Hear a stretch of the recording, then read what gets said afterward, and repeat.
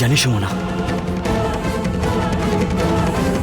সময়ের সাথে সাথে অনেক কিছু পরিবর্তন হতে পারে, কিন্তু তুমি আমাকে কখনো একা ছেড়ে যেতে পারো না। আমি জানি আগেও আমাদের মধ্যে অনেক ঝগড়া হয়েছিল, কিন্তু আমাদের মধ্যে একটা বোঝাপড়া ছিল, একটা কমিটমেন্ট ছিল, একটা রুলস ছিল যে যা কিছু হয়ে যাক না কেন, স্বামী স্ত্রী হয়ে যাওয়ার পরও আমরা এই সীমাটাকে কখনো ক্রস করব না, রুলসটাকে বজায় রাখবো। তুমি আমাকে একা ছেড়ে যেতে পারো না সুমনা। আমি সবটা জানি। আমি সবটা জানি যে তুমি যে কোনো মুহূর্তে এখানে চলে আসবে। কাম অন প্লিজ, চলে এসো, চলে এসো সুমনা, চলে এসো সুমনা, চলে এসো, চলে এসো প্লিজ, চলে এসো। আমি একজন নারী, আমি এটা খুব ভালোভাবে বুঝি যে একজন নারীর মধ্যে সহ্য করার সীমা কতটা পর্যন্ত হতে পারে। তুমি যা করছো, যা সহ্য করছো, তোমার পরিস্থিতি আমি ভালো মতো বুঝতে পারছি। আর মা, একজন নারীর সতীত্ব রক্ষা করার জন্য হাজারটা মিথ্যেও মাপ করা যায়। তুমি সুলতানগঞ্জ চলে যাও, অংশুমান যাবে তোমার সঙ্গে।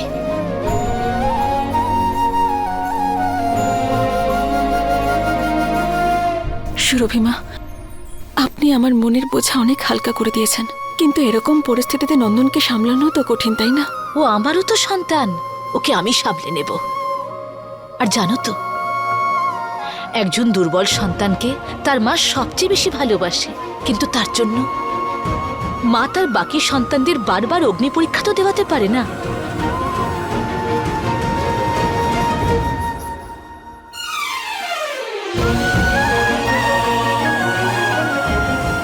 তোমরা দুজন যাও, ওকে আমি সামলে নেব।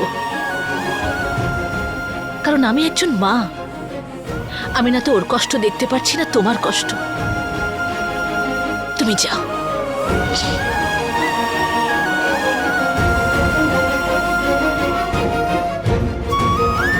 নিজের খেয়াল রেখো।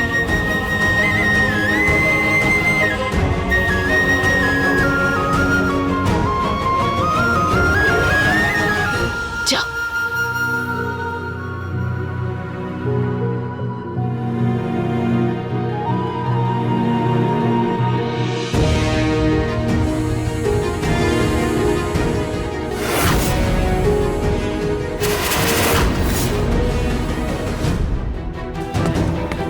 এসে গেছে সুমনা, এসে গেছে। 1 2 3।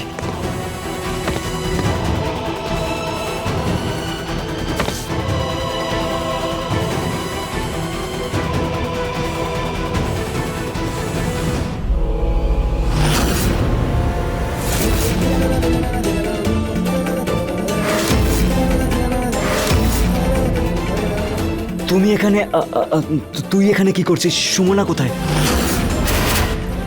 নন্দিনী, সুমনা কোথায়?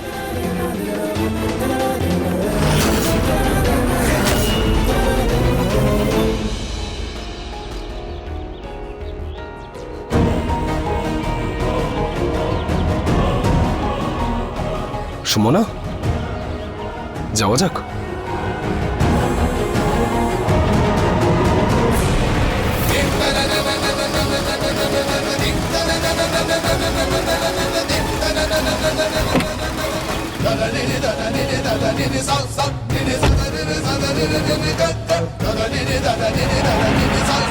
সুমনা, সুমনা, সুমনা দাঁড়াও, সুমনা।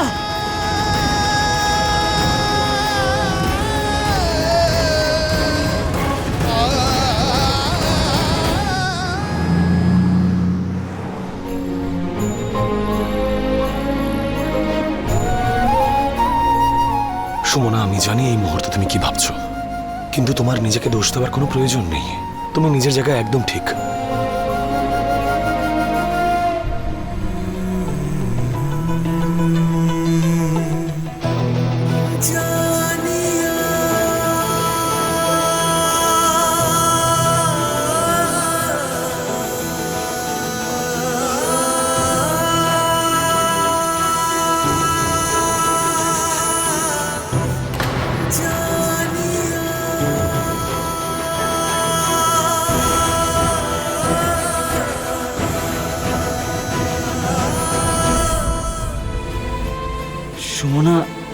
আমার সাথে দেখা না করেই চলে গেল।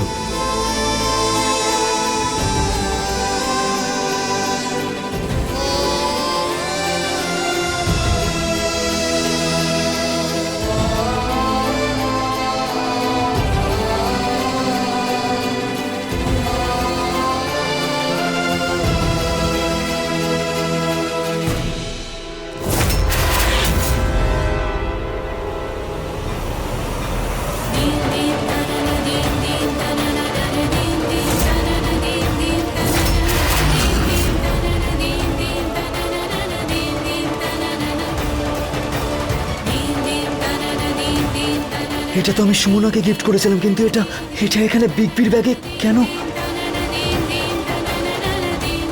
এই নেকলেসের দড়িটা কেন খুলে গেছে? এটা এটা এটা এখানে কি করছে?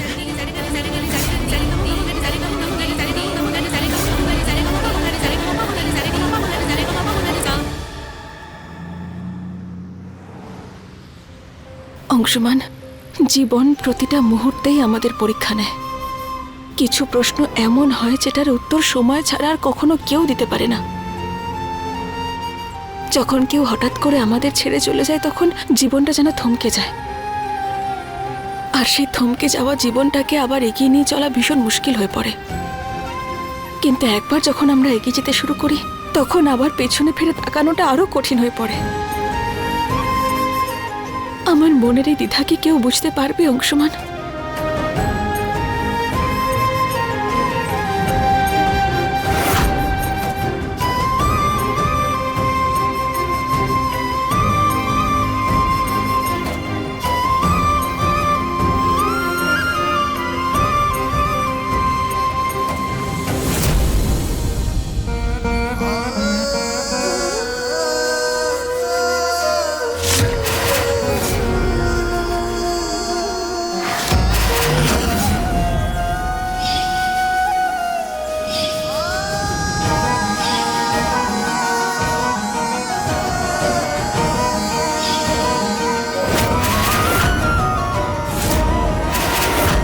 যা কিছু হচ্ছে খুব অন্যায় হচ্ছে, এই মিথ্যেটা কারোর পক্ষে।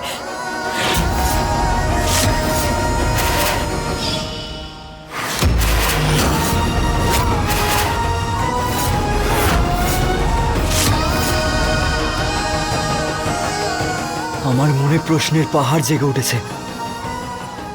এটা সেই সত্যিটা নয় তো? যে তোমার ভালোবাসা কোনো একটা ছলনা নয় তো? কিচ্ছু বুঝতে পারছি না, আমি কিচ্ছু বুঝতে পারছি না।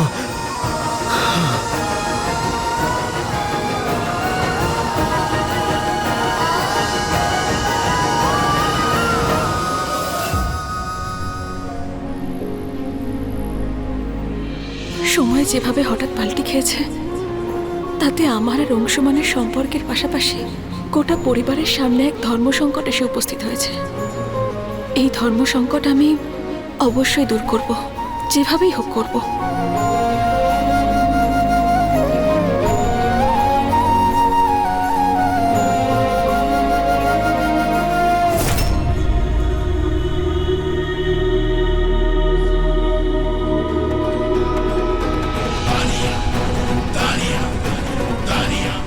এই আবার এত কি চিন্তা করছে? হ্যাঁ, নিশ্চয়ই কোনো ব্যাপার আছে, খোঁজ তো নিতেই হচ্ছে।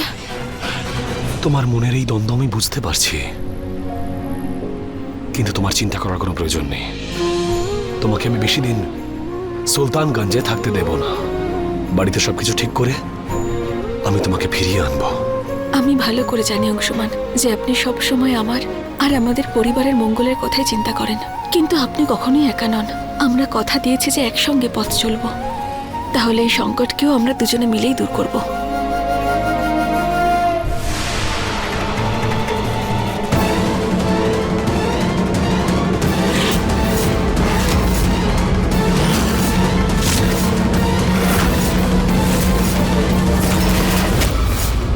অংশমান দেখুন,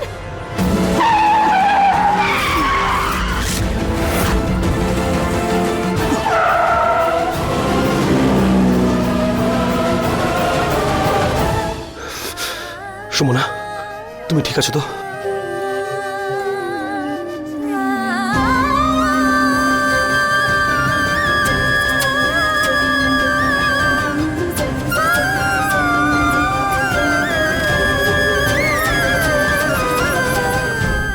আমার ভাগ্যে কি লেখা আছে অংশমান? প্রত্যেকটা সংকটের কারণ আমিই হয়ে দাঁড়াই।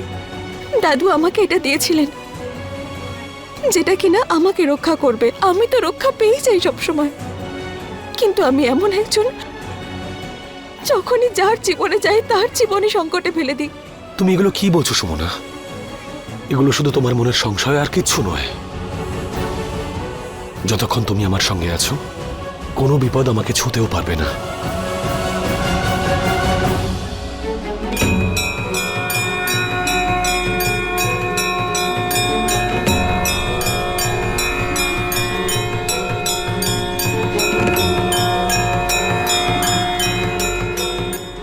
অংশমান, ওরা ঘাটের দিকে যাচ্ছে। এখানে কাছে একটা ভালো মন্দির আছে, ওরা ওখানে গিয়ে মায়ের কাছে প্রার্থনা করবে। আমিও চাই ওখানে যেতে। প্লিজ নিয়ে চলুন আমাকে ওখানে। এবার যখন তুমি বলেছ, যেতে তো হবেই।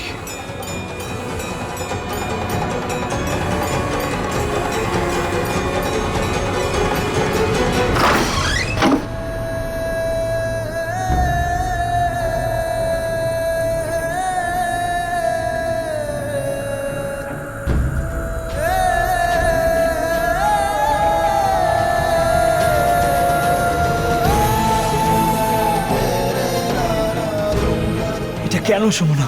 কেন কেন আমি এত প্রশ্নের মাঝখানে আটকে আছি? তুমি আমাকে এমন জায়গায় এসে দাঁড় করিয়ে রাখলে যেখানে আমি শুধু তোমাকে সন্দেহর চোখে দেখছি। কেন?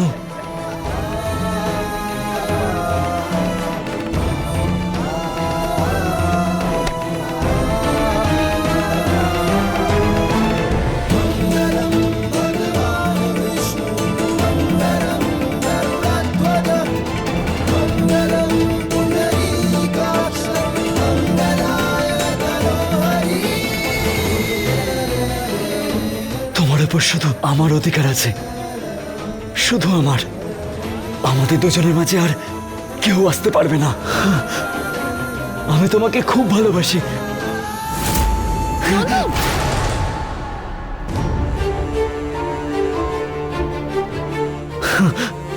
ও গড, এসো বসো, বসো, কাম অন, বসো এখানে।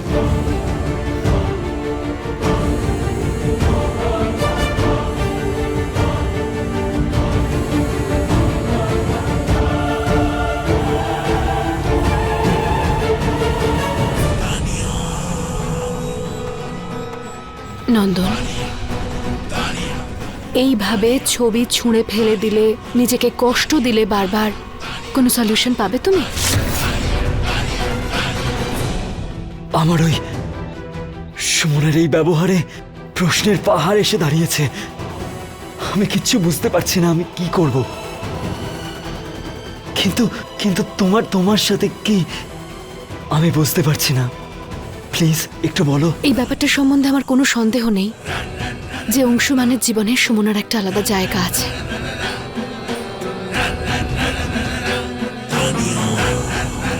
যেভাবে অংশুমান সুমনার জন্য ফিল করে, ওর কেয়ার করে, সেগুলো দেখে আমার একটু অস্বস্তি হয়। আর এরকম অনেক জিনিস আছে যেগুলো আমাকে কষ্ট দেয়। আই ডোন্ট নো আসলে অংশুমান আর সুমনার আসল সত্যিটা কি। কোন সত্যি?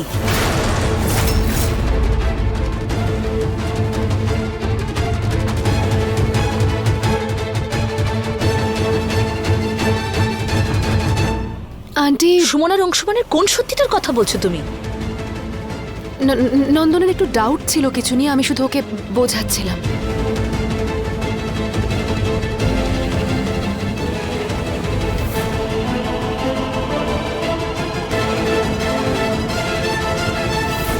সন্দেহের বীজ তো আমি নন্দনের মনে গেঁথে দিয়েছি। আপনি তার মধ্যে মাটি দেওয়ার চেষ্টা করলে সেটা আরো তাড়াতাড়ি বড় হয়ে উঠবে।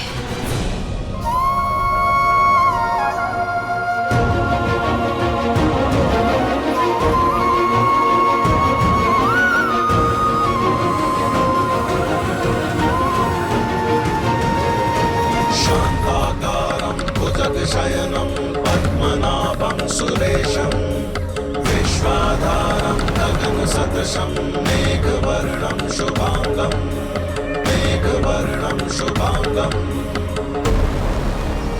সুমনা, এইসব কিছু কি? অংশমান, ওরা ওদের মানত পূরণ করার জন্য একটা পরীক্ষার মধ্যে দিয়ে যাচ্ছে। ছোট থেকেই আমি এই মন্দিরের কথা শুনে এসেছি, আজ দেখেও নিলাম আমি। কথায় বলে যারা তাদের মানত পূরণ করার জন্য এই পরীক্ষায় উত্তীর্ণ হয় তাদের মানত কখনোই অপূর্ণ থাকে না। ঈশ্বরের কাছে কিছু চাওয়াটা বিশ্বাস, কিন্তু তা পূর্ণ করার জন্য নিজেকে কষ্ট দেওয়াটা অন্ধবিশ্বাস। অংশমান, বিশ্বাস আর অন্ধবিশ্বাসের মাঝে একটা সূক্ষ্ম রেখা থাকে। যদি আপনার বিশ্বাস করাতে কারোর কোনো ক্ষতি না হয় তাহলে সেটাকে অন্ধবিশ্বাস বলে না। আর বহু বছর ধরে ভক্তরা তাদের সৎ মনে গভীর শ্রদ্ধা নিয়ে এই পরীক্ষা তো দিয়েই চলেছে।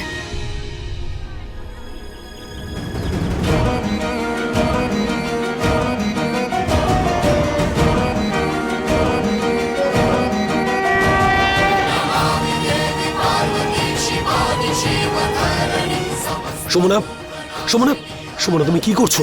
সুমনা, করো না এরকম।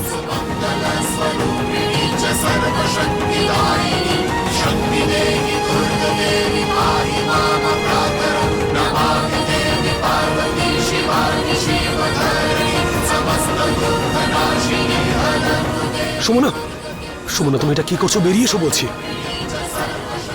সুমনা, প্লিজ করো না এরকম, তোমার কষ্ট হবে। সুমনা, অংশমান, এটা আপনি কি করলেন? আমার মানত অসম্পূর্ণ থেকে যাবে। আমি তোমাকে এটা করতে দেব না। সুমনা, তোমার ক্ষতি হয়ে যেতে পারে, তোমাকে আমি হারাতে পারবো না। অংশমান, আমি আপনাকে হারানোর আগে নিজেকে হারিয়ে ফেলতে চাইব। এখন তো দেবী মাই ঠিক করবেন যে উনি কি চান। আমাকে এই পরীক্ষা পূরণ করতে দিন প্লিজ। আমি এই পরীক্ষাটা পূরণ করতে চাই। অগ্নিকে সাক্ষী রেখে জীবনের প্রত্যেক পর্যায়ে আমরা একসঙ্গে হাঁটার কথা দিয়েছি একে অপরকে। তাহলে এখানে তোমাকে একাকী করে ছাড়বো আমি? তুমি যখন চাও তোমার এই পুজো সম্পন্ন হোক আর ঈশ্বর তোমার মনোবাসনা পূর্ণ করুক, তোমার এই পুজো অবশ্যই সম্পন্ন হবে।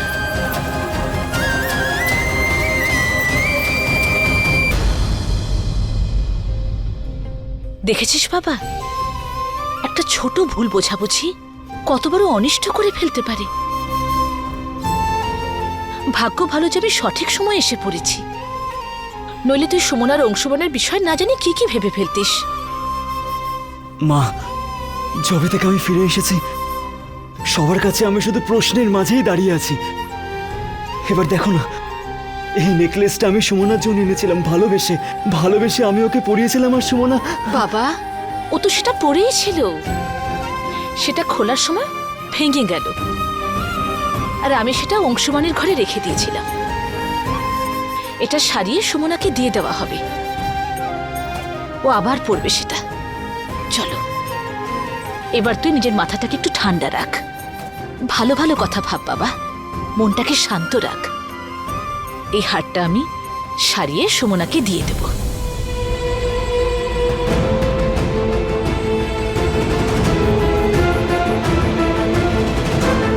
তোমার কথাটাই যেন সত্যি হয় মা, কারণ যেই সত্যিটা আমার মন খুঁজে চলেছে সেটার পরিণতি তো খুব ভয়ঙ্কর হবে। দেখি সুমনা, তোমার পাটা দেখাও। না অংশমান, প্লিজ হাত দেবেন না। স্বামীকে কখনোই তার স্ত্রীর পায়ে হাত দিতে নেই। কথায় বলে এরকম করলে স্ত্রীর গায়ে পাপ লাগে। আপনি আমাকে ওষুধ দিন, আমি নিজেই লাগিয়ে নেব। দেবী মায়ের মন্দিরের সামনে নিজের স্ত্রীকে সেবা করাটা পুজো বলা হয়, পাপ নয়। আর যদি স্ত্রীর কষ্ট একজন স্বামী না বোঝে তাহলে কে বুঝবে? জীবন সঙ্গীর অর্থ তো এটাই, তাই না?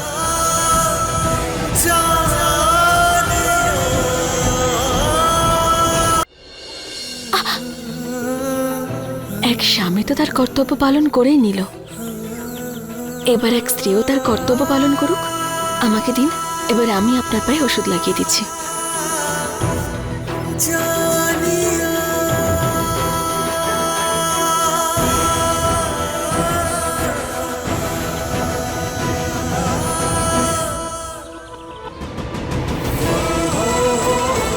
অংশমান, আপনি আপনার কষ্টটাও কত সহজেই লুকিয়ে রাখতে পারেন।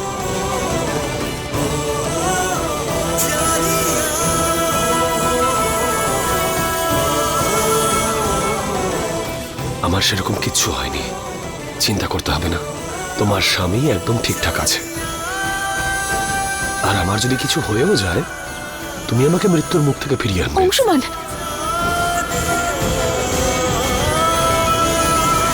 আমার মনে ওঠা প্রশ্নটা যদি সত্যি হয় না সুমনা, তাহলে ঝড় উঠবে। তারপরে তোমার জন্য না ভালোবাসা থাকবে, না এই পরিবার, শুধু থাকবে ঘৃণা আর অবজ্ঞা।